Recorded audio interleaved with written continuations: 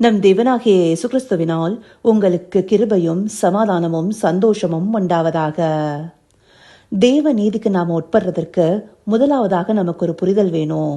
அதை குறித்து இன்னைக்கு ஒரு தலைப்பின் கீழாக பார்க்க போறோம். அந்த தலைப்பானது எங்களுடைய நீதிகள் எல்லாம் அழுக்கான கந்தைகள்.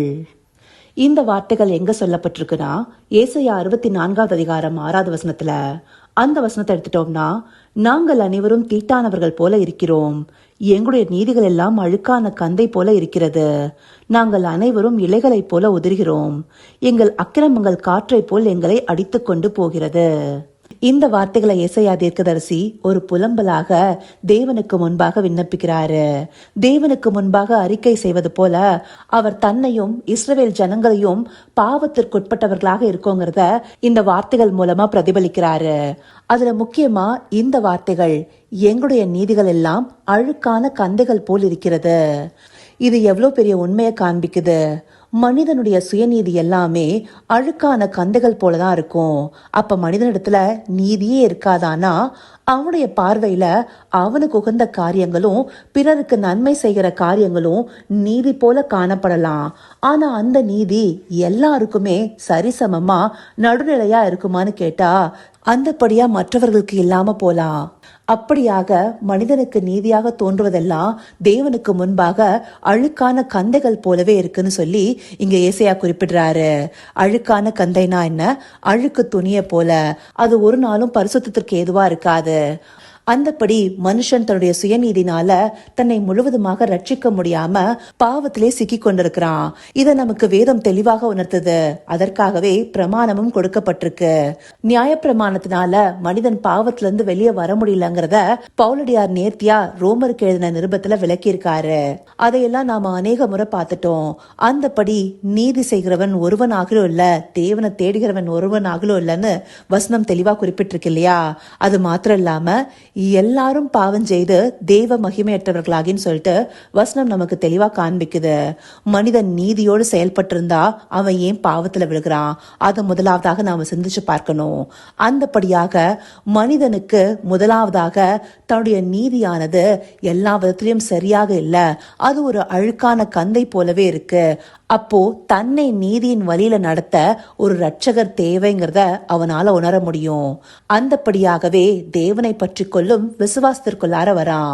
அந்த விசுவாசமே அவனுக்குள்ளார தேவ நீதியை உண்டு பண்ணுது.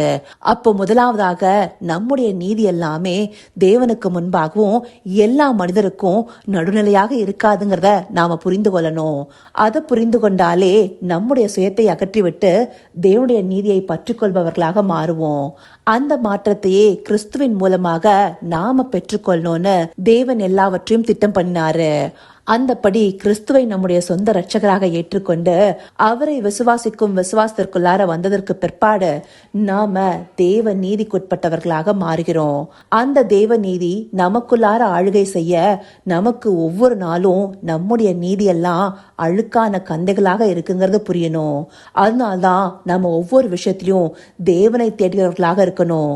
தாவீது ராஜாவை எடுத்துக்கொண்டோம்னா, கர்த்தரை எப்பொழுதும் எனக்கு முன்பாக வைத்திருக்கிறேன்னு சொல்றாரு.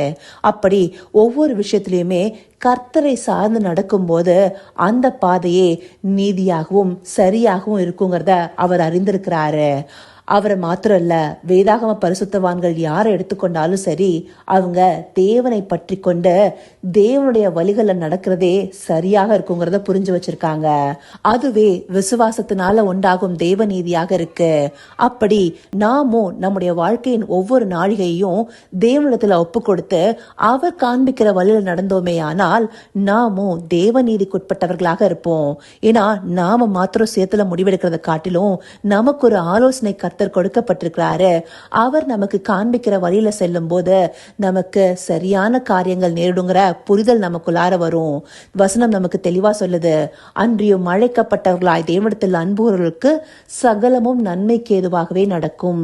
இந்த வசனத்துடைய ஆழத்தை புரிந்து கொள்ளணும்னா நமக்கு சில நேரங்கள்ல கஷ்டமான கடினமான காரியங்கள் அனுமதிக்கப்பட்டா கூட தேவன் அதை நன்மைக்காகவே அனுமதிக்கிறாருங்கிற புரிதல் நமக்குள்ளார வரும்.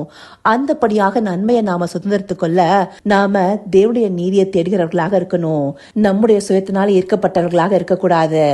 அதற்காகவே நம்முடைய நீதிகள் எல்லாம் அழுக்கான கந்தைகளை போல இருக்குங்கிறத நாம புரிஞ்சுக்கணும். இதை உணர்வுள்ள இதயத்தோடு பார்த்து நம்முடைய சுயநீதியை அகற்றிவிட்டு தேவனுடைய நீதியை பற்றி கொண்டவர்களா இருக்க அவரை நோக்கி பார்ப்போமா? கர்த்தாவே, தேவாதி தேவனே, உமக்கே இந்த வேலையில் நன்றி செலுத்துகிறோம் ராஜா.